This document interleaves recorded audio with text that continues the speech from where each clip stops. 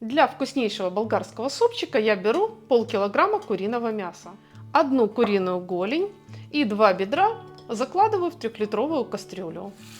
Заливаю холодной водой и ставлю закипать.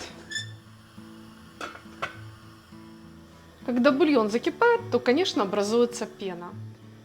Эту пену тщательно удаляем. Будущий суп я посолю сразу, так бульон будет вкуснее. Затем суп продолжаем варить под крышкой на небольшом огне, пока мясо не сварится и не начнет отходить легко от костей. Мясо сварилось, стало нежным, и я вынимаю его из кастрюли. Затем беру 2 довольно крупных картофелины. Картошку нарезаю кубиками.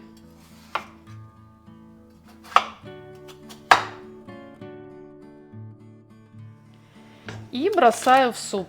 Пускай варится на небольшом огне. Дальше возьмем одну луковицу. Лук я нарезаю мелко. Дальше я разогреваю сковороду. Наливаю пару столовых ложек растительного масла и высыпаю сюда лук. Лук пассерую, помешивая какую-то 1 минуту. Одну морковь я натираю на такой некрупной терке. Измельченная морковь идет на сковороду. Теперь пассируем овощи, помешивая уже вместе. Опять-таки недолго, чтобы овощи обмякли и появился замечательный, очень аппетитный аромат. В аппетитный болгарский суп добавим 1 ароматный сладкий болгарский перец. Душистый перец, как и другие овощи для этого супа, нарезаем мелко. Этот суп будет очень вкусным и очень полезным. Сочный перец отправляется в овощную компанию.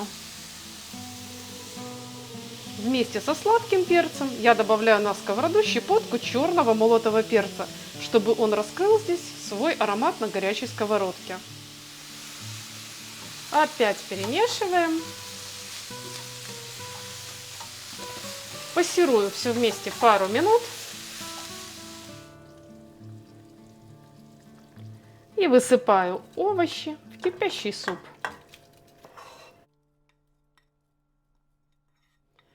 Также на этом этапе я добавлю в суп пару горошин душистого перца. И пусть он продолжает вариться на небольшом огне. А я тем временем разберу уже готовое мясо. Удалю шкурки. И легко разделю на волокна при помощи 2 вилок.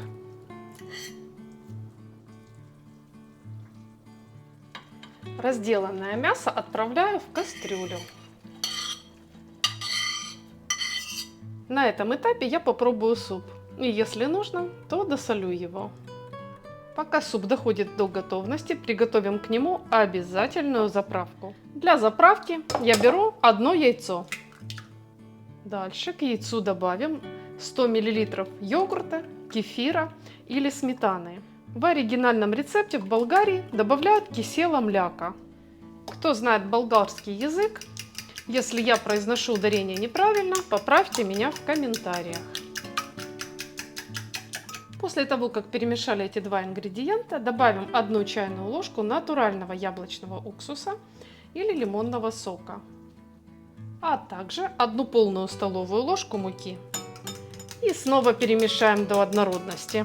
Такая вот интересная, оригинальная болгарская заправка к супу. Ну и, конечно, в конце приготовления добавим зелень. Я использую петрушку, но это может быть и укроп, или оба вида зелени одновременно. Заправка добавляется в суп в последнюю очередь. До этого нужно добавить 50 граммов макарон, лапши или вермишели. Также добавим в суп, пропуская через пресс, 2 зубчика чеснока.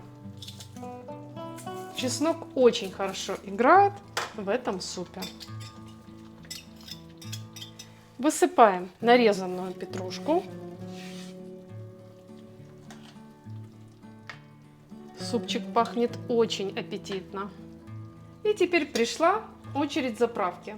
Добавлять мы будем таким образом. Я набираю пол черпачка бульона и отправляю в заправку. Теперь очень быстро перемешиваю. Затем опять повторяю то же действие. Добавляю бульон и перемешиваю. Заправка должна стать теплой. И вот теперь вливаем ее струйкой в суп, помешивая этот суп. Посмотрите, какой красавец у нас получается. Суп доводим до кипения, выключаем огонь и даем ему настояться 5 минут. Я надеюсь, что этот суп вас порадует и, возможно, даже станет вашим любимчиком. Готовьте на здоровье и не забудьте подписаться на канал. Нажимайте колокольчик, чтобы сразу видеть новые интересные рецепты.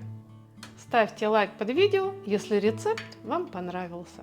И пишите ваше мнение в комментариях. Я желаю вам приятного аппетита, крепкого здоровья и мирного неба над головой. Как всегда, я жду с вами встречи в следующем вкусном видео.